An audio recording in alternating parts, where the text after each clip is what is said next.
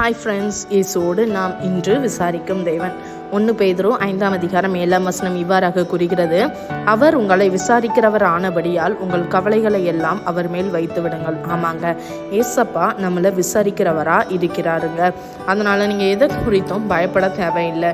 நம்ம வாழ்க்கை இப்படி ஆயிட்டேன், நம்ம அடுத்து என்ன பண்ண போகிறோம், நம்ம வாழ்க்கையில் அடுத்து எதுவும் தொழில் தொடங்கலாமா, இல்லை படிக்கலாமா, இல்லை என்ன செய்யலாம் அப்படின்னு நீங்கள் யோசிச்சு கொண்டு இருக்கிறீங்களா? ஆண்டவர் உங்களை குறித்து தாங்க சொல்கிறாரு, கவலைப்படாதீங்க, உன் கூட நான் இருக்கேன். உனக்கு பெற்றோர் இல்லை, பெரியவங்க இல்லை, யாருமே இல்லை, ஃப்ரெண்ட்ஸ் இல்லைன்னு கவலைப்படாதீங்க.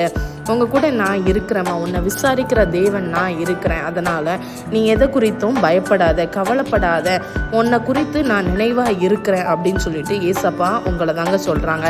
அதனால் நீங்கள் எதை குறித்தும் கவலைப்படாதீங்க, பயப்படாதீங்க. அவர்கிட்ட உங்களுடைய பாரத்தை எல்லாம் சொல்லுங்கள். அவர் உங்களை விசாரிக்கிற தேவன். பாய்.